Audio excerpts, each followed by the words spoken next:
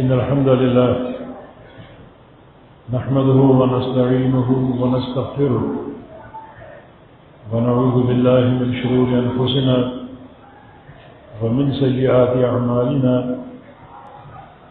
من يهده الله فلا مضل له ومن يضلله فلا هادي له وأشهد أن لا إله إلا الله وحده لا شريك له وأشهد أن محمدًا عبده ورسوله يا أيها الذين آمنوا اتقوا الله حق تقاته ولا تموتن إلا وأنتم مسلمون يا أيها الناس اتقوا ربكم الذي خلقكم من نفس واحدة وخلق منها زوجها وبث منهما رجالا كثيرا ونساء واتقوا الله الذي تساءلون به والأرحام إن الله كان عليكم رقيبا يا أيها الذين آمنوا اتقوا الله وقولوا قولا سديدا يصلح لكم أعمالكم ويغفر لكم ذنوبكم ومن يطع الله ورسوله فقد فاز فوزا عظيما أما بعد فإن خير الحديث كتاب الله وخير الهدي هدي محمد صلى الله تعالى عليه وسلم وشر الأمور محدثاتها وكل محدثة بدعة وكل بدعة ضلالة وكل ضلالة في النار من يطع الله ورسوله فقد رشد واهتدى ومن يعص الله ورسوله فقد ضل وغوى اللهم صل على محمد وعلى آل محمد كما صليت على إبراهيم وعلى آل إبراهيم إنك حميد مجيد اللهم بارك على محمد وعلى آل محمد كما باركت على إبراهيم وعلى آل إبراهيم إنك حميد مجيد سبحانك لا علم لنا إلا ما علمتنا إنك أنت العليم الحكيم رب اشرح لي صدري ويسر لي أمري واحلل عقدة من لساني يفقه قولي أعوذ بالله من الشيطان الرجيم من همزه ونفخه ونفسه بسم الله الرحمن الرحيم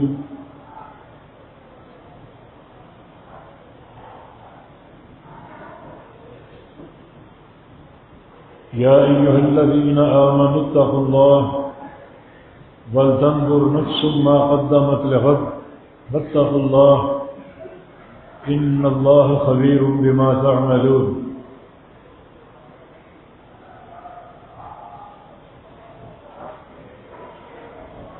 کسی خطبہ جمعہ میں ہم نے ضمناً یہ عرض کیا تھا کہ جو وتر کی دعائے قنوت ہے بڑا اس میں علم ہے، بڑے اعتقادی مسائل ہیں۔ تو ایک ساتھی کی خواہش ہوئی کہ اس کی شرح ہو جائے، اسی حوالے سے کچھ باتیں عرض کروں گا۔ یہ دعا سب کو یاد ہے، اللہم اہدنی فی من ہدیت وعافنی فی من عافیت وتولنی فی من تولیت وبارک لی فی ما اعطیت وقنی شر ما قضیت فإنک تقضی ولا یقضى علیک انہ لا یضل من والیت ولا يعز من عاديت تبارك ربنا وتعالى۔ مسند احمد، سنن نبی داؤد، جامع ترمذی اور سنن نسائی وغیرہ میں یہ حدیث بسند ثابت موجود ہے، اور یہ واحد حدیث ہے جس کے راوی نبی علیہ السلام کے نواسے جناب حسین ابن علی رضی اللہ تعالی عنہ،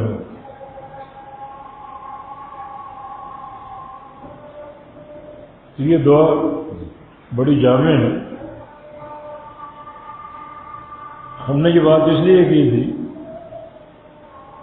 کہ رمضان میں مساجد میں لمبی دعائیں کی جاتی ہیں، اور یہ طوالت بعض اوقات بڑی مخل ثابت ہوتی ہے۔ جو لوگ لمبی دعائیں کرتے ہیں انہیں دعائے قنوت کی جامعیت کا علم نہیں ہے۔ اس میں ہر چیز آپ نے مانگ لی، دنیا کی، آخرت کی،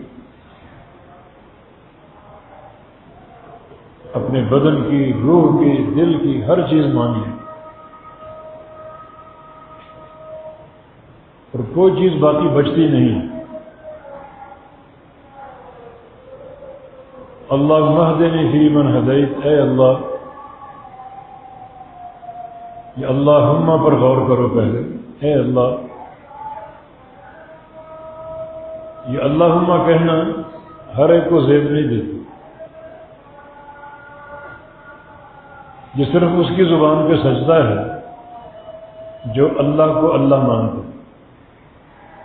وہی معبود ہے، وہی ہر عبادت کے لائق ہے، بدنی عبادت ہو، مالی عبادت ہو، دن کی ہو، رات کی ہو، دل کی ہو، زبان کی ہو، یا جسم کے بقیہ اعضاء کی ہو، اللہ ہی ہر عبادت کا مستحق ہے۔ اور جن لوگوں کے شرکاء ہیں، سجدہ کسی کے آگے، طواف کسی کا، ان کو اللہم کہنا زیب ہی نہیں دیتے، ان کے لیے جائز ہی نہیں۔ یہ موحدین کا کلمہ اللہم یا ربنا۔ ربنا کون کہے گا؟ اسی کو رب مانے، وہی داتا، وہی مشکل کشا، وہی حاجت روا، اور وہی دستگیری کرنے والا، وہی گنج بخش ہے، وہی غوث ہے۔ اور جن لوگوں نے داتے اور غوث اور دستگیر بنا رکھے ان کو ربنا کہنا سجدہ ہی نہیں، جچتا ہی نہیں، نہ ان کا قابل قبول۔ اللہم، اے اللہ، اللہم کہنے سے پہلے یہ سوچ لو اس کو معبود مانتے ہو، ہر عبادت کے لائق مانتے ہو، پھر اللہم کہو۔ اللہم اہدنی، اے اللہ مجھے ہدایت دے۔ اللہ تعالیٰ سے کیا طلب کرنا؟ وہی چیز جو روزانہ بار بار طلب کرتے، اہدنا الصراط المستقیم، ہمیں صراط مستقیم کی ہدایت دے۔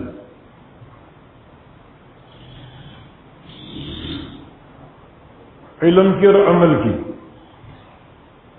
دو قوتیں ہیں ہر بندے کی ضرورت ہے اخروی کامیابی کے لیے۔ ایک قوت علمیہ اور دوسری قوت عملیہ، علمی قوت اور عملی قوت۔ علمی قوت جو ہے ہر عبادت کا علم، نماز کا علم، حج کا علم، عمرے کا علم،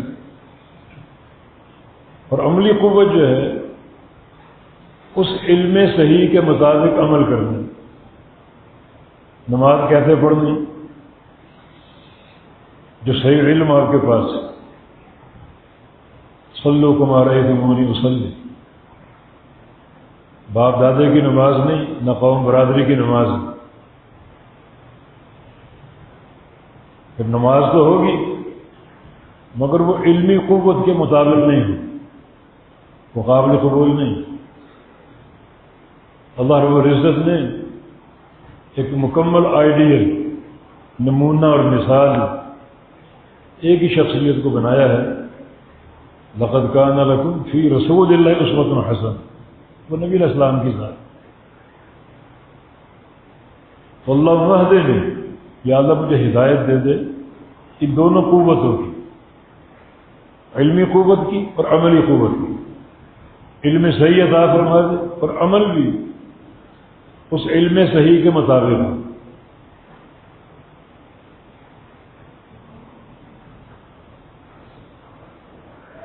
شیخ الاسلام فرماتے ہیں کہ جب اہدنا کہو یا اللہم اہدنی کہو تو آپ کے دل میں دو چیزیں جمی ہوں، پختہ ہوں. ایک ہدایت دے دے، دوسرا اس پر قائم رکھنا، کیونکہ ان القلوب بین اصبعین من اصابع الرحمن یقلبها کیف یشاء. سارے بندوں کے دل اللہ تعالیٰ کی دو انگلیوں کے بیچ میں ہیں. اللہ ان دلوں کو جب چاہے پھیر، جس طرف چاہے پھیر. سرور کائنات محمد الرسول اللہ صلی اللہ علیہ وسلم تا دم حیات یہ دعا کرتے ہیں، یا مقلب القلوب ثبت قلبی علی دینک. دلوں کو پھیرنے والے میرے دل کو اپنے دین پر قائم رکھنا. اللہ اہدنی، مجھے ہدایت دے دے، ہدایت کی عطا، صحیح راستے کا فہم اور اس پر استقامت. کوئی مرحلہ ایسا نہ ہے کہ میرے دل کو پھیر دے، ہدایت سے پھیر دے، دین سے پھیر دے. تو بڑا قیمتی سوال ہے، مجھے ہدایت دے دے.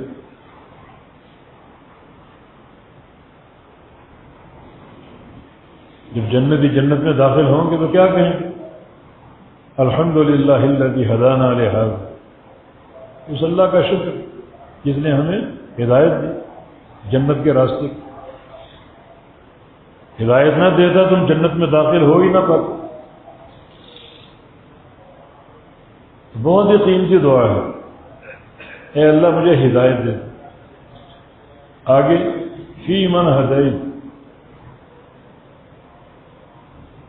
ان بندوں میں شامل کر کے جن کو تو نے ہدایت دی ہے. کیا مانگ رہے ہیں؟ صرف جنت نہیں مانگ رہے، بلکہ جنت میں ہدایت یافتہ بندوں کی رفاقت مانگ رہے، ان کا ساتھ مانگ رہے، اس زمرے میں اپنے آپ کو شامل کروا رہے ہیں، اس جماعت میں اپنے آپ کو داخل کروا رہے ہیں. ہدایت یافتہ کون ہے؟ انبیاء، صدیقین، شہداء، صالحین، اولیاء. لیکن چھوٹا سا جملہ اور آپ نے دو عظیم اور لازوال نعمتیں مانگ لی. صرف جنت نہیں بلکہ انبیاء صدیقین کا ساتھ بھی. اس زمرے میں شامل کر لے، مجھے اس گروہ میں داخل کر دے. بڑی عظیم طلب ہے یہ. یوسف علیہ السلام کی جو آخری دعا تھی، توفنی مسلما والحقنی بالصالحین، مجھے موت دینا بحالت اسلام اور موت دینے کے بعد مجھے صالحین کے ساتھ ملا دینا. خود محمد الرسول اللہ صلی اللہ علیہ وسلم، سید عائشہ صدیقہ فرماتی رضی اللہ عنہ کہ توفی رسول اللہ صلی اللہ علیہ وسلم فی بیتی وفی یومی وبین حاقنتی وذاقنتی. نبی علیہ السلام کا انتقال میرے گھر میں ہوا، اس دن باری بھی میری تھی اور آپ کا سر میرے سینے سے ٹکا ہوا تھا. موت کی سکرات طاری، اچانک آپ کے ہونٹ ہلے. میں نے غور سے سنا تو آپ کیا کہہ رہے تھے؟ اللہم بالرفیق الاعلی اللہم بالرفیق الاعلی، یا اللہ مجھے ملا دے رفیق اعلیٰ کے ساتھ۔ رفیق اعلیٰ کیا ہے؟ وہی صدیقین، انبیاء، صدیقین، شہداء اور صالحین۔ یہ بڑے بڑے انبیاء کا سوال، یہی سوال آپ کر رہے ہیں قنوت وتر میں۔ اللہم اہدنی فیمن ہدیت، مجھے ہدایت دے دے ان بندوں میں شامل کر کے جن کو تو ہدایت دے چکے، جیسے ان کو ہدایت دی ہے، ہدایت کی استقامت دی ہے، ویسے مجھے بھی ہدایت دے دے اور ہدایت کی استقامت دے۔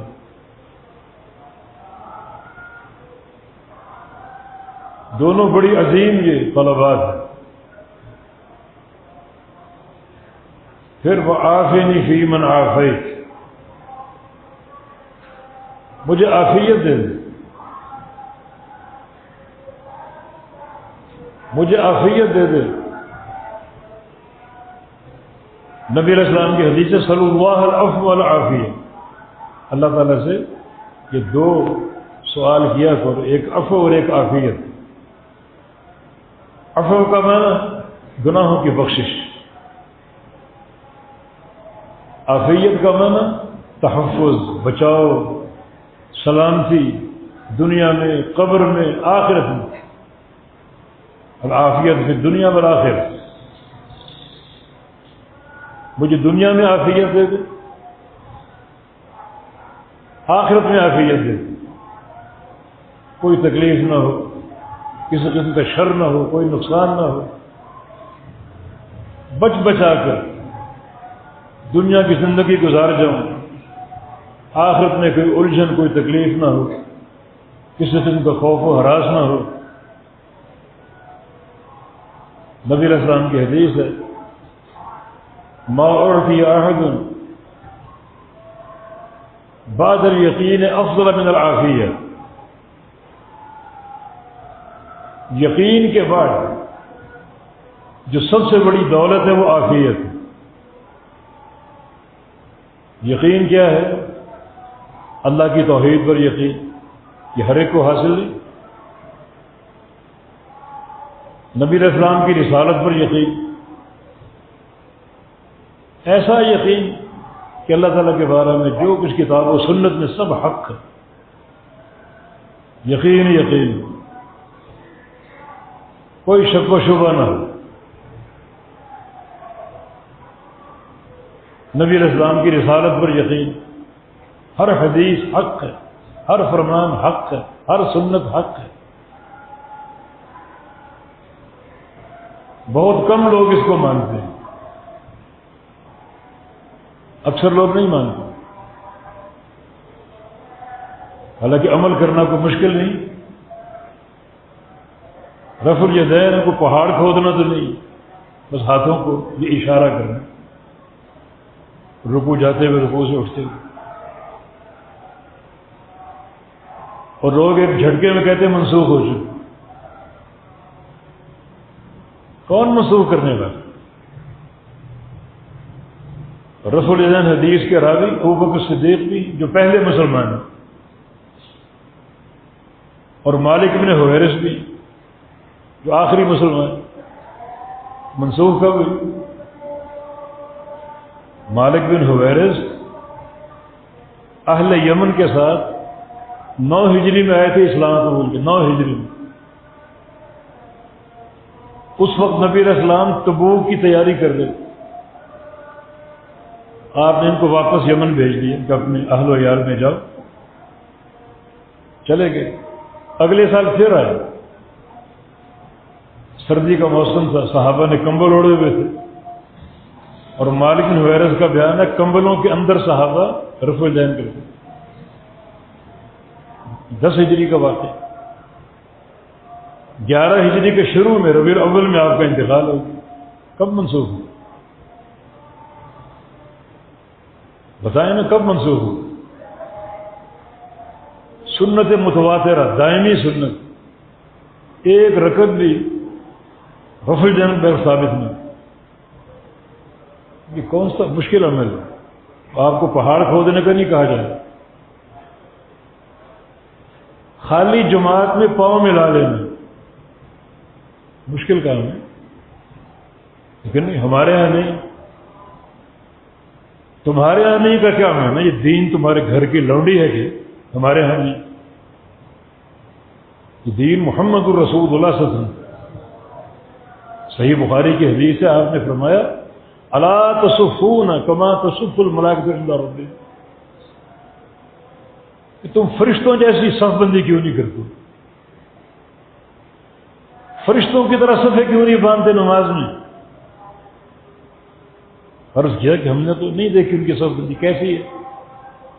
میں دو چیزیں، یتمون الصف الاول فالاول ثم یتراصون، اگلی صفوں کو پہلے پورا کرتے ہیں، جب صف میں کھڑے ہوتے ہیں تو سیسا پلائی ہوئی دیوار کی طرح کھڑے ہوتے ہیں، بیچ میں کوئی شگاف نہیں ہوتا، کوئی خلا نہیں ہوتا، یتراصون، اسی سے مرصوص، آج کل بہت سنا آپ نے بنیاد میں مرصوص، سیسا پلائی ہوئی دیوار۔ انس بن مالک رضی اللہ عنہ جب دیکھا کہ صف بندی میں کمزوری آ رہی، رو پڑے، پوچھا کہ کیوں رو رہے ہیں؟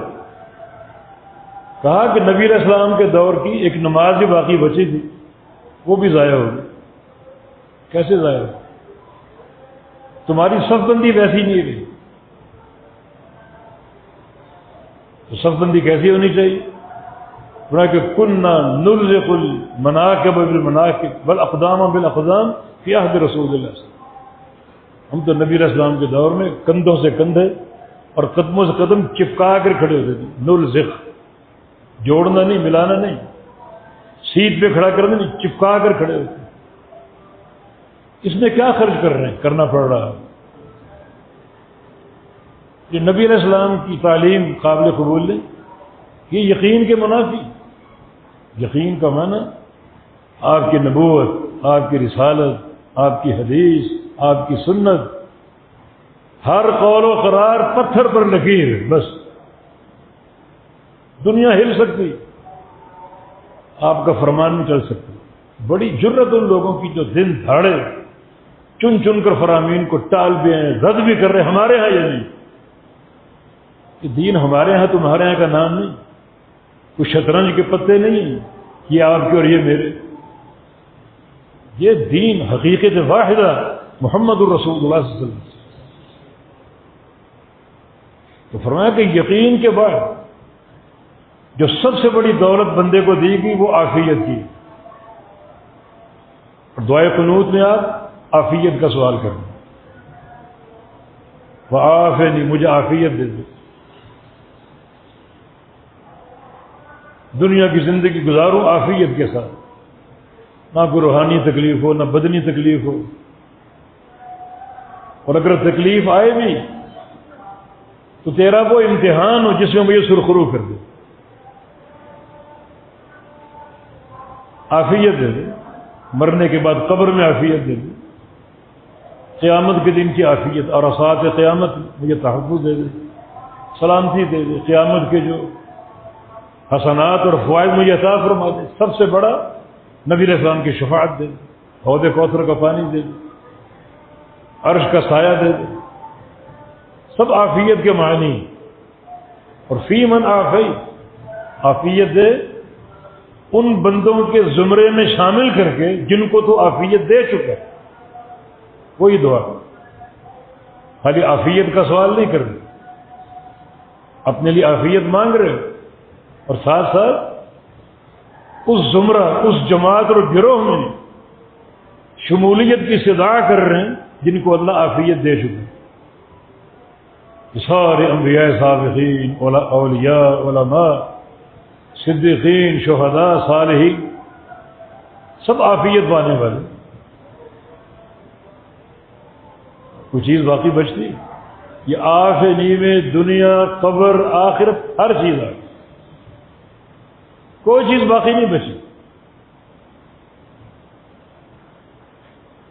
ہر نعمت آ گئی۔ مزید وتولنی فی من تولیت، تولنی کا معنی کن لی ولی، میرا دوست بن جا، میرا دوست بن جا، مجھے اپنا دوست بنا لے۔ یہ ولی سے، ولایت سے، دوستی کے معنی میں میرا دوست بن جا۔ اللہ دوست بن گیا تو کچھ باقی بچتا، کوئی محرومی باقی رہتی؟ وہ دوست بن جائے، پوری دنیا ساتھ چھوڑ جائے، سب کچھ آپ کے پاس۔ وہ دوست نہیں ہے، پوری دنیا آپ کے پاس ہے، ہفت اقلیم کی بادشاہتیں آپ کو مل جائیں، کچھ نہیں، قلاش ہیں، آپ ترس کھائے جانے کے قابل۔ فتولنی، میرا دوست بن جائے۔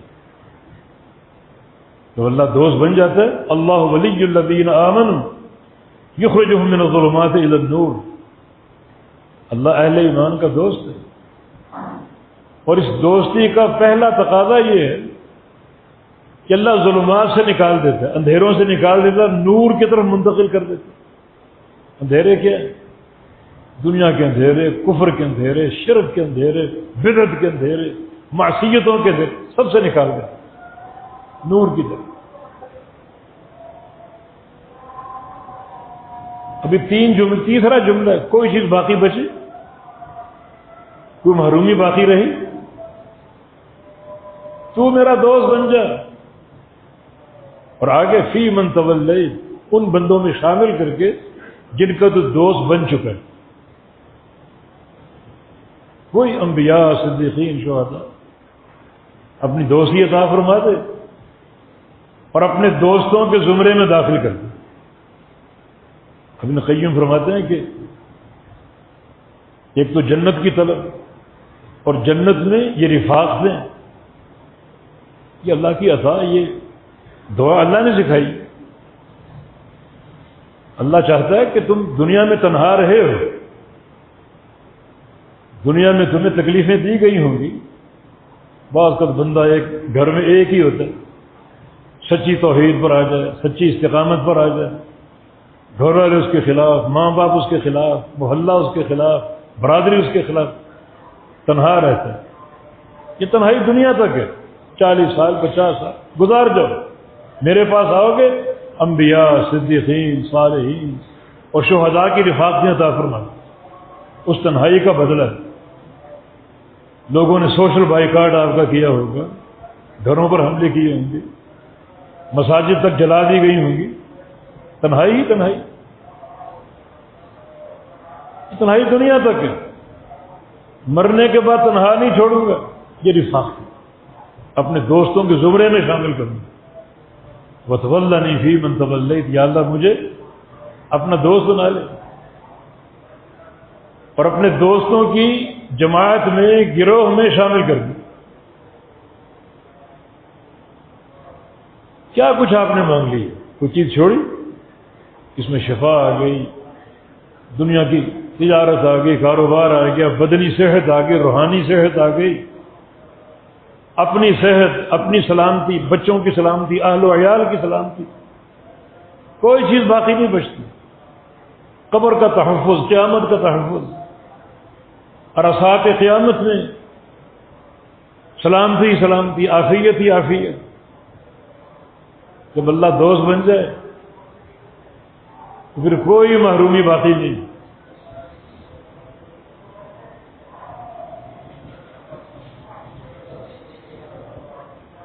ایک مصرع یاد آ رہا ہے،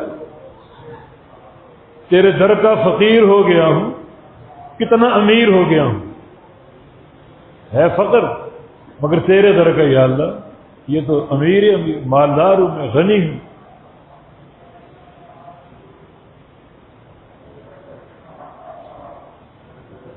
وَتَوَلَّنِي فِي مَن تَوَلَّيْتَ، یا اللہ اپنا دوست بنا لے مجھے، اور دوست بنا کے اپنے دوستوں کے زمرے میں شامل فرمائے۔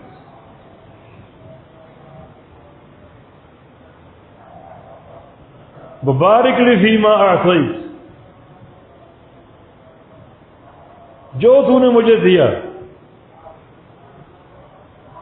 اس ہر چیز کو برکتوں سے بھر دے، صحت دی، عافیت دی، مال دیا، دین دیا، علم دیا، عمل دیا، تقوی دیا، توحید دی. کتنی نعمتیں گنو گے؟ وَإِن تَعُدُّوا نِعْمَةَ اللَّهِ تُحْصُوهَا، شمار نہیں کر سکتے. ان پر برکتیں اللہ سے طلب کرو. برکت کا معنی ایک چیز کی بڑھوتری، بڑھنا، ایک چیز کا اضافہ.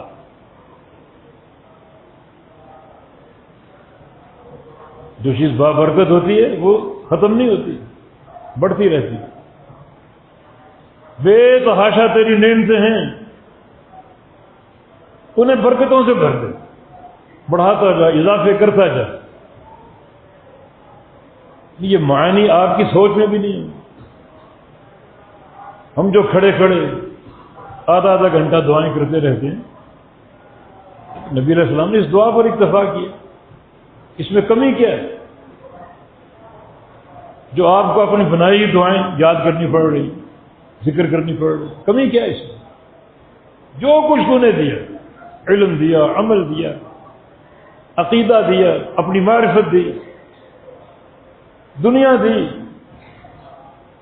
جسم کے اعضاء ہیں، آنکھیں ہیں، کان ہے، زبان ہے، ہاتھ، سب میں برکتیں عطا فرما. اولاد دی، گھر بار دیا، سب میں برکتیں عطا فرما. اور برکت سے حقیقی نفع ہوتا ہے. اولاد اگر مل جائے لیکن نافرمان برکت نہیں. مال آت ہو رہا ہے مگر حرام کا ہے، برکت نہیں.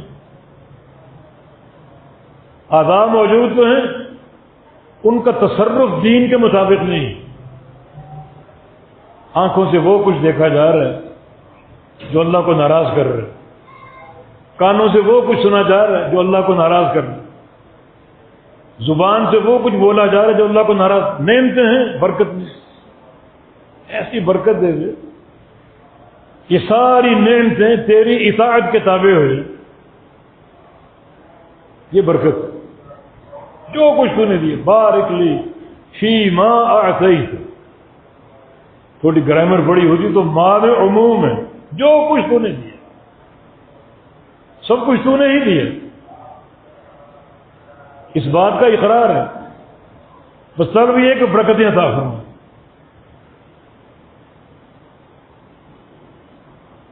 ہر خیر آ گئی، ہر خیر بابرکت ہو گئی. آپ چاہیں گے کوئی شر بھی تو ہو سکتا ہے، اس سے بچاؤ. ہاں پہلے طلب کر چکے عافیت. عافیت میں ہر شر سے بچاؤ ہے. لیکن آگے باقی شر ما قضیت، تیرے فیصلوں میں جو چیز شر ہے مجھے اس سے بچا لے.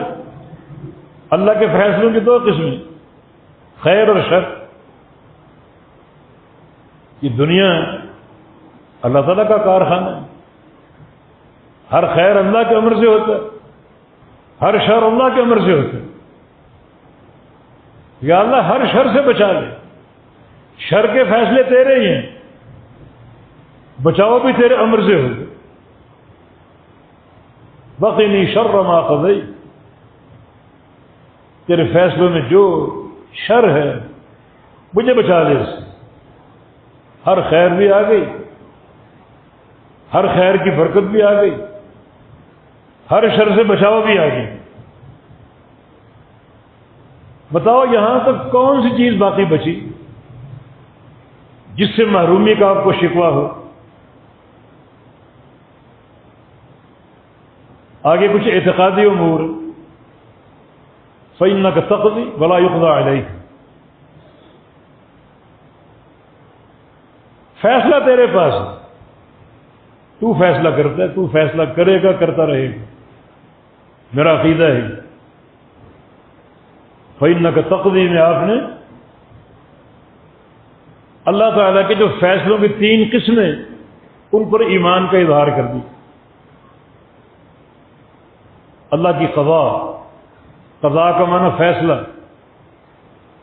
اس کی قضا کی 3 قسمیں. ایک ہے قضاء قدری، تقدیر کے فیصلے صرف اللہ کی، کوئی اس میں شریک نہیں. اللہ نے لکھے ہوئے لوح محفوظ میں. وہ اللہ کی قضا ہے، تیرے فیصلے. میرا یہ ایمان، ہر قضائے قدری تیرا ہے. دوسری قسم قضائے شرعی، شریعت کے فیصلے. نماز پڑھو، روزے رکھو، حج کرو، عمرہ کرو، جہاد کرو، یہ قضا بھی تیری ہے. اس میں بھی کسی انسان کا دخل نہیں، نہ کسی امام کا، نہ کسی پیر کا، نہ کسی کے باپ کا، نہ کسی کے دادا کا. اور کسی کی قضا لاؤ گے یہ شرک ہو، اس کی صفت حکم میں شراکت ہوگی. تم کیسی کیسی چیزیں ہضم کر جاتے ہو، حالانکہ اعتقادی مسئلہ. میرا ایمان، قضا تیرے پاس ہے، قضائے قدری بھی تیری ہے اور قضائے شرعی بھی تیری. تقدیر کے فیصلے بھی تیرے، شریعت کے فیصلے بھی تیرے. کوئی مائی کا لال ایک نقطے کے برابر شریعت میں ذرا شریک نہیں. اگر کوئی شراکت کے قابل ہوتا تو سب سے پاکیزہ خواہش محمد الرسول اللہ صلی اللہ علیہ وسلم کی. فرمایا کہ دو اعلان کر دو، ایک اپنا منصب بتاؤ، ما ينطق عن الهوى ان هو الا وحی. یہ محمد کریم صلی اللہ علیہ وسلم اپنی خواہش سے کبھی بات نہیں کرے، اپنی خواہش سے. تو پھر کس کی خواہش چلے گی؟ کوئی ایسی ماں کا لال ہے جو ماں نے جنا ہو، جس کی خواہش اللہ کے پیغمبر کی خواہش سے قیمتی ہو؟ ہے کوئی؟ ان کی بھی نہیں چلے گی. یہ دین خالص، اللہ للہ الدین الخالص، اللہ کا دین خالص، اس میں ملاوٹ نہیں چلے گی. یہ قضاء شرعی. دنیا کو بتا دو، لو تقبل علینا بعض الاقاویل، کوئی ایک شوشہ اپنی طرف سے بنا کر ہمارے کھاتے میں ڈال دیا، دائیں ہاتھ سے پکڑ لیں گے آپ اور آپ کی شہرت کاٹ دیں. اللہ مخاطب ہے کس سے؟ سرور کائنات سید ولد آدم محمد الرسول اللہ صلی اللہ علیہ وسلم. کس کی قضا ہے پھر؟ کس کی بات چلے گی؟ ہم حج کے لیے جا رہے تھے، میں نے احرام باندھا ایئرپورٹ میں، بند جوتا پہنا ہوا. ایک صاحب آ کے کہ آپ نے یہ جوتا کیوں پہنا، چپل پہنے کیوں؟ کہتے جو پاؤں کے اوپر کی جو پشت ہے یہ ننگی ہونی چاہیے. میں نے کہا دلیل؟ حضرت تھانوی صاحب نے لکھا ہے. کہ دین کوئی تھانوی صاحب کا تو نہیں، دلیل تو قال اللہ وقال رسول اللہ. دلیل دے تو ہم اتار دیتے. میں نے کہا دلیل مجھ سے لے لو. نبی علیہ السلام کا فرمان ہے اگر جوتا نہ ہو تو موزے پہن لو، ٹخنے ننگے رکھو، تو موزوں سے پورا پاؤں ڈھک جائے گا. بات وہ ہو نا جو شریعت کے مطابق ہو، اللہ رسول کے فرمان کے مطابق ہو. تو دین کسی کے گھر کا غلام تو نہیں، جیسے مرضی موڑ دو پھیر دو. غالباً پچھلے جو میں عرض کیا تھا، ہمارے دوست محقق بہشتی زیور کا اسلام سینکڑوں مسائل پیش کیے ہیں. بہشتی زیور میں ہے، قرآن و حدیث میں کہیں. بیٹیوں کو جہیز کا تحفہ دیتے ہو تو ساتھ وہ بھی دو، تاکہ بیٹیاں صحیح علم تو لے لینا. سینکڑوں مسائل، نہ قرآن میں نہ حدیث میں. کس کی خواہش چلے گی؟ ہمایوں سے کوئی نہیں ہوا. یہ نبی بھی اپنی خواہش سے بات نہیں کر سکتا. کی تو اٹھا لیں گے اوپر، شہرت کاٹ دیں، اسے کوئی بچا نہیں سکے گا. قانون ہے. اللہ کسی کی محبت سے مجبور نہیں ہے. ایک طرف فرما رہا ہے میرا نبی حبیب اللہ ہے، میرا نبی خلیل اللہ ہے، دوسری طرف ایک مسئلہ اگر اپنا بنا کے ہمارے کھاتے میں ڈال دیا، شاہ رکھ کاٹ دیا۔ تو کون اللہ کا ڈاٹل ہے پھر؟ وہ کس کی محبت سے مجبور ہے پھر؟ فَإِنَّكَ تَقْضِي، یہ جملہ جب کہو معنی ذہن میں ہو اور عقیدہ اس معنی کے مطابق ہو، تیری قضا ہے، قضائے قدری بھی تیری، اپنی مرضی سے نہ کوئی مر سکتا نہ پیدا ہو سکتا، ایک دانہ زیادہ نہیں کھا سکتا، ایک قطرہ زیادہ نہیں پی سکتا، جو وقت ہے اس وقت پہ مرے گا، نہ ایک لمحہ آگے نہ پیچھے، یہ اللہ کے قدری فیصلے، قضائے قدری۔ اور قضائے شرعی بھی اللہ کی، شریعت اللہ کی، سارے امر اللہ کے، سارے آرڈر اللہ کے۔ تیسری قضا کی جو قسم وہ قضائے جزائی ہے، قیامت کا دن ہوگا، پوری دنیا اکٹھی ہوگی، سارے اولین و آخرین، اور سب میں فیصلے کون کرے گا؟ صرف ایک اللہ۔ غور کریں، ہو سکتا ہے کھربوں لوگ جمع ہوں، وہ کھربوں لوگ مل کر بھی اللہ پر غلبہ نہیں پا سکیں گے، اللہ کے فیصلے کو تبدیل کرنا چاہیں۔ سوال ہی واللہ یقضی بالحق، اللہ فیصلہ فرمائے گا حق کے ساتھ، یہ کوئی نہیں کر سکتا۔ قضائے جزائی بھی اللہ کی، کوئی دنیا کی طاقت قیامت کا ایک فیصلہ نہیں کر سکے گی، سارے فیصلے اللہ کریں گے۔ فَإِنَّكَ تَقْضِي میں آپ نے اعتقادی اعتبار سے تین چیزوں کو مان لی، قضائے قدری بھی اللہ کی، قضائے شرعی بھی اللہ کی، اور قضائے جزائی بھی اللہ کی۔ وَلَا يُقْضَىٰ عَلَيْكَ، تجھ پر تیرے خلاف فیصلہ نہیں کیا جا سکے گا، نہ کوئی کر سکتا۔ اس کا دوسرا معنی تیرے فیصلے کو کوئی رد نہیں کر سکتا، تیرے فیصلے کا کوئی تعاقب نہیں کر سکتا، بس تسلیم ہی تسلیم ہے، تسلیم ہی تسلیم۔ اب وہ انسان بڑے جرت والے ہیں، ان کے حوصلے کو داد دو صبح و شام، جو اللہ تعالیٰ کے قضائے شرعی کو ٹھکرا دیتے۔ ٹھیک ہے، یہ بات قرآن میں حدیث میں ہے، ہمارے مذہب میں نہیں، قضائے شرعی کو ٹھکرا دیتے۔ وہ انسان بڑے جرت مند، بڑی ان کی جسارت ہے، سلام کرو ان کو۔ اللہ کی قضا، اللہ کا فیصلہ، صحیح بخاری کی حدیث ہے، اللہ جب آسمان کے پہ کسی فیصلے کا ارادہ فرماتا ہے، سارے فرشتے بے ہوش ہو کر گر جاتے۔ یہ فرشتوں کی ہیبت اور یہ انسان کی جرت ہے۔ پر اللہ فیصلہ صادر کرتا ہے، آہستہ تو ہوش میں آتے ہیں، فیصلہ فرشتے سنتے ہیں، قول الحق، حق حق کی آوازیں، سچ ہے سچ ہے، ہم مانتے ہیں۔ اتنا خوف، وہ فیصلہ جبریل امین کو دیا گیا، جاؤ میرے نبی پر لے جاؤ، نور ہی نور ہے، فرشتوں کی قطاریں لگی ہوئی ہیں، فرشتوں کے جلووں میں جبریل آ رہے ہیں، کوئی شیطان راستے میں وار نہ کر سکے، کوئی جن بہکا نہ سکے، چاروں طرف ملائکہ کا حصار ہے، اور جبریل کو فیصلہ لے کر نبی علیہ السلام کے پاس آئے۔ نبی علیہ السلام اس فیصلے کو وصول کرتے۔ وصول کیسے کرتے؟ بڑی تکلیف کے ساتھ۔ عائشہ صدیقہ فرماتی ہیں، ينزل علیہ وحی پھر یوم شدید البرد، شدید سردی کا دن ہوتا، آپ پر وحی اترتی، فیفصم عنہ وان جبینہ یتفسد عرقا، جبریل وحی دے کر جاتے تو آپ کی جبین سے پسینہ یوں گرتا جیسے پرنالے سے پانی گرتا۔ جبین یہ حصہ، سامنے کا حصہ جبہہ کہلاتا ہے، اور دائیں اور بائیں کے حصہ جبین، دونوں طرف سے پسینے کے پرنالے بہ رہے ہیں۔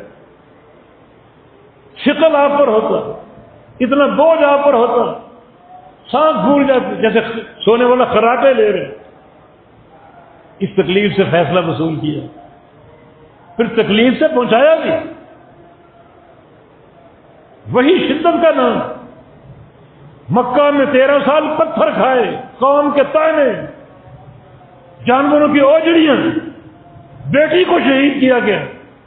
یہ مکہ کے 13 سال، مدینہ کے 10 سال، ریاست تو مل گئی مگر کبھی بدر کا سفر، کبھی احد کا سفر، کبھی تبوک کا سفر، کبھی فتح مکہ کا سفر، کبھی حنین کا سفر، وہ چین کا ایک دن گزارا، تکلیف ہی تکلیف، وہی وصول کرنا بھی تکلیف، وہی کو پہنچانا بھی تکلیف، وہی کا تحفظ بھی تکلیف۔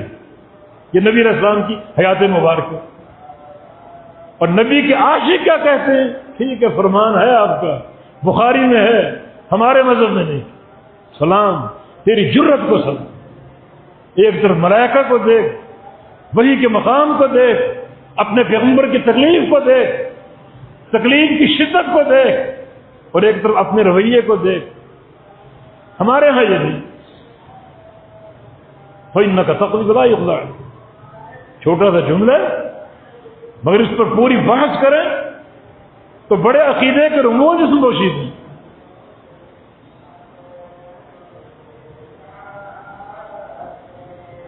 یہ دعائے قنوت جناب حسن کی حدیث سے صحیح سند کے ساتھ ثابت۔ اکثر کو یاد نہیں تو یاد کرو، یاد نہیں کرو کہ بڑی محرومی۔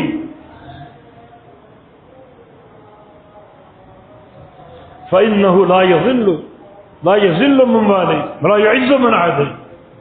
یا اللہ جسے تیری دوستی ہو وہ ذلیل نہیں ہو سکتا۔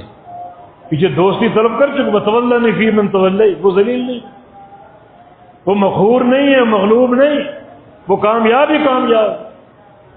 وَلَا يُعِزُّ مَنْ عَادَيْتَ، اور جس سے تیری دشمنی ہو وہ کبھی عزت نہیں پا سکتا۔ عزت تیری دوستی میں ہے اور ذلت تیری دشمنی میں۔ اپنا دوست بنا کے رکھ، تیری دشمنی کے متحمل نہیں ہو سکتے، اس بندوں کو عزت مل ہی نہیں سکتی، نہ دنیا میں نہ قیامت کے دن۔ وہ تیری دوستی ہے، یہاں بھی عزت وہاں بھی عزت۔ تیرا دین عزت کا پیغامبر، شرف کا باعث۔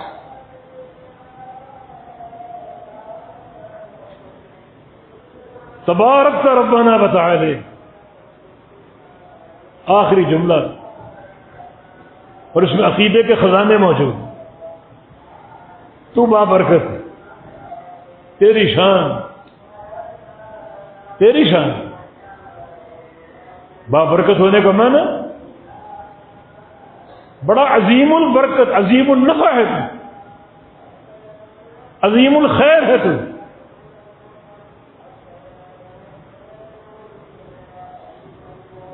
اس کی خیر یہ نہیں کہ بڑھتی ہے، بڑھتی نہیں۔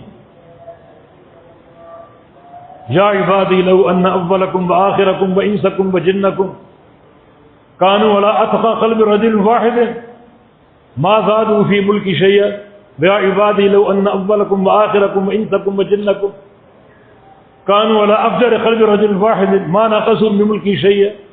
صحیح مسلم کی حدیث قدسی، میرے بندو تمہارے سارے اگلے پچھلے انسان جن سارے متقی بن جائیں، سب سے بڑے متقی کائنات میں سب سے بڑا متقی کون ہے؟ میرا عقیدہ محمد الرسول صلی اللہ علیہ وسلم، سارے محمد بن جائیں صلی اللہ علیہ وسلم تو میری بادشاہت میں ایک ذرے کا اضافہ نہیں کر سکے، اور سارے افجر بن جائیں، سب سے بڑے فاسق فاجر غلیظ منحوس جیسے فرعون، سارے انسان اور جن فرعون بن جائیں، میری بادشاہ سے ایک ذرہ کمی نہیں کر سکتے۔ یہ اس کی شان، برکت ہی برکت، نفع ہی نفع، خیر ہی خیر۔ وتعالیت، اور تو بلند ہے، تیری صفت علو ہے۔ اس کو مانو، اللہ کہاں ہے؟ مومن کے دل میں۔ مومن کا دل اللہ کا گھر ہے۔ کسی بندے کا دل نہ ٹھاویں، رب دلان میں رہے گا، دلوں میں رب رہتا ہے۔ یہ عقیدہ ابو جہل کا بھی نہیں تھا۔ تعالیت سبحان ربی الاعلی، سب سے اوپر اللہ کی ذات، یہ رب دلوں میں رہتا ہے۔ رب مخلوق کے اندر، مخلوق میں حلول کر چکا، وحدت الوجود، خالق اور مخلوق کا ایک ہی وجود۔ سب سے گندا نظام صوفیوں کا نظام، جو سلسلے بنے میں 100 پر جلت بندی، وحدت الوجود کے داعی، اس سے بڑی اللہ کی توہین نہیں۔ تعالی تو بلند ہے۔ اللہ کے علوم کی تین قسمیں، ایک علوم مکان، تیرا مکان سب سے اونچا، سب سے اوپر ہے تیرا گھر، رحمان عرش پہ مستوی، سب سے اوپر، زمین سے آسمان تک 500 سال کا فاصلہ، آسمان کا حجم اتنا ہی 500 سال کے برابر، پہلے آسمان سے دوسرے آسمان تک 500 سال کا فاصلہ، پھر دوسرے آسمان کا حجم بھی 500 سال کے برابر، اس طرح تیسرا، چوتھا، پانچواں، چھٹا سال، ساتویں آسمان کے اوپر ایک بحر ہے، سمندر، جس کی تہ سے لے کر سطح تک 500 سال کا فاصلہ۔ آسمان کو دیکھو، زمین پہ رہنے والوں، اتنا گہرا وہ سمندر ہے، اس کی سطح پہلے آسمان کو دیکھو اتنی، زمین اس کی تہ ہے اور وہ آسمان اول اس کی سطح، اوپر کرسی ہے، کرسی کا فاصلہ بھی 500 سال کا، اوپر اللہ کا عرش ہے، یہ کرسی کیا ہے؟ رحمان کے 2 قدم رکھنے کی جگہ، اوپر اللہ کا عرش ہے، وہ بھی 500 سال کی مسافت کے وقت ہے، اس عرش پہ اللہ مستوی، آخری مخلوق اوپر اللہ کا عرش ہے، تعالی تو بلند، تیرا مکان بہت اونچا، اس کا تصور نہیں کر سکتے۔ اور علوم کی دوسری قسم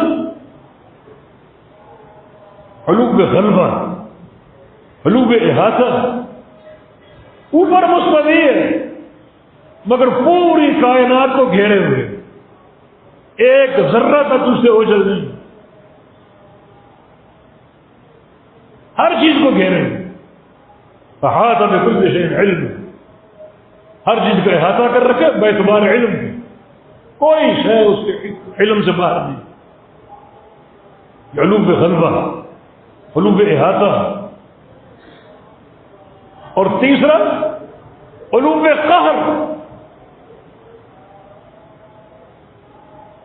یہ 3 صورتیں ہو گئی، علوم مکان جو اللہ کا عرش ہے سب سے اوپر، علوم مکانہ اللہ کی شان سب سے اوپر، علوم غلبہ، علوم قہر، اللہ کا قہر، اللہ کا غلبہ، کوئی شے اس کے علم سے اوجھل نہیں ہے، کوئی شے اس کے احاطے سے باہر نہیں، تعالی، یہ تعالی کیا کر، یہ 3 عقیدے آپ نے پیش کر دی، اگر فہم ہو، ایک بار یہ دعا پڑھیں گے، اللہ کتنا راضی ہو، کیا میرے بندے کا عقیدہ، قضاء کس کی؟ اللہ کی، قضاء قدری کس کی؟ اللہ کی، قضاء شرعی کس کی؟ اللہ کی، قضاء جزائی کس کی؟ اللہ کی، علوم کس کا؟ اللہ کا، علوم مکان کس کا؟ اللہ کا، علوم مکانہ کس کا؟ اللہ کا، علوم قہر کس کا؟ اللہ کا۔ اس دعا کے معنی کوئی چیز باقی بچی؟ جب آپ کو اپنی طرف سے دعائیں بنا بنا کر پڑھنی، نبی علیہ السلام کی تعلیم میں کیا کمی؟ حدیث میں آتا قیامت کے قریب 2 چیزیں ہوں گی، دونوں میں غلو کی حد تک لوگ بہہ جائیں، ایک استنجا میں غلو، استنجا میں غلو، دوسرا دعاؤں میں غلو۔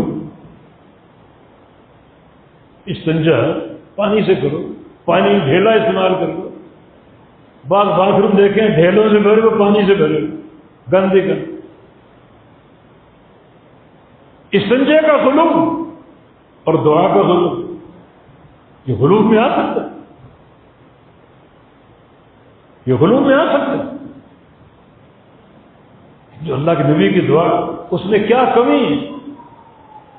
اس طرح اضافے کرنے پڑے، لمبی لمبی دعائیں مانگنی پڑے، اس کو ناجائز نہیں کہتے، لیکن اگر معنویت پر غور ہو، بڑی عظیم النفع یہ دعا ہے، بڑی اس میں برکتیں، بڑا اس میں علم، اس میں عقیدہ، اس میں تقوی، اس میں اخلاص، اخلاق، بدنی صحت، روحانی صحت، اپنی عافیت، اہل و عیال کی عافیت، کوئی چیز باقی نہیں بچتی، کاروبار کی حفاظت، دنیا کی سلامتی، دین کی سلامتی، عقیدہ کی سلامتی، توحید کی سلامتی، کوئی چیز باقی نہیں بچتی۔ اگر یہ دعا یاد ہو اور دعا کے ساتھ ساتھ اس کے معنی اور اس کے اعتقادی جوہر اگر ذہن میں موجود اور حاضر ہو بڑی بابرکت دعا. اذکر اللہ ذکر کثیرا، اللہ کا ذکر کثیر کرو. ذکر کثیر کا ایک معنی یہ بھی ہے ایسے کلمات، ایسی دعائیں، ایسے جملے جن کے معنی کثیر ہوں. ایک ہی جملے میں سب کچھ آپ نے مان لیا. ربیعہ بن کعب جب اللہ کے نے پوچھا سل تو مانگو، کیا مانگا؟ چھوٹا سا جملہ، اصل کا مرافقت کا پھر جنت چاہیے اور جنت میں آپ کی رفاقت چاہیے، وہی طلب ہے. اللہم اہدنی فیمن ہدیت، وہی طلب، ایک ہی بات. ہدایت دے دے، عافیت دے دے، اپنا دوست بنا لے، اور یہ سارے کام کر کے اپنے پیاروں کے، نبیوں کے، صدیقین، شہداء اور صالحین کے زمرے میں مجھے داخل کر. کوئی چیز واقعی بچی؟ معاذ نے جبل نے ایک سفر میں اللہ کے نبی سے عرض کیا دلنی علی عمل اذا عملت دخلت الجنہ، بھی رہنمائی کیجیے ایسے عمل کی طرف جو عمل مجھے جنت میں لے جائے. سفر تھا، لوگ سواریوں پر سوار مدینے کی طرف روانہ. پھر معاذ کی یہ طلب آپ نے کہا لوگوں دیکھو معاذ کیا نہیں، ایک ایک جملے میں اللہ کی سب سے قیمتی نعمت کا سوال کرنا. اور آپ نے معاذ کو تعلیم دی بھائی راستہ مشکل ہے مگر آسان، اللہ آسان کر دو، آسان بھی ہوا. یہ رموز عقیدے کے عمل کے، تقوی اور اخلاص کے، ان کا فہم، ان کو اپنانا اور قبول کرنا اللہ کی رضا کا موجب بھی ہے. ہر شے یہاں موجود ہے، دنیا، آخرت، قبر، جنت، ہر چیز موجود، ہر چیز کی عافیت، تحفظ، سلامتی موجود. عقیدہ ہے، عمل ہے، پورا دین ہے، ہر چیز کی برکت موجود، ہر نعمت کی برکت موجود ہے. اللہ تعالیٰ ہمیں توفیق دے کہ ہم اس دعا کے مطابق اپنا عقیدہ بنائیں، عمل استوار کریں. واحد حدیث جو نبی علیہ السلام کے نواسے سے مروی مسند احمد، کس کو یاد کرو اس کو. جب تک یاد نہ ہو لکھ کر دیکھ کے یاد پڑھو، مگر معنی کے استحضار کے ساتھ اس میں لذت بھی آئے گی، طلب کا مزہ بھی آئے گا. اور جو زبان پر الفاظ ہیں عقیدہ میں الفاظ کی گواہی دے رہا ہو، جو زبان پر وہ دل میں یکسانیت کی شہادت ہے، اللہ قبول بھی کرے گا، راضی بھی ہو. وما توفیقنا الا باللہ، اللہ پاک ہم سے راضی ہو جائے، اللہ میں سچا عقیدہ عطا فرما دے، ایمان کی دولت عطا فرما دے، اور اللہ تعالیٰ اپنے پیارے نبی کی محبت، پیارے نبی کی سنت اور حدیث کو اپنانے کی، اس کا حق ادا کرنے کی توفیق دے دے. اقول قولی ھذا واستغفر اللہ لی ولکم واخر دعوانا الحمد للہ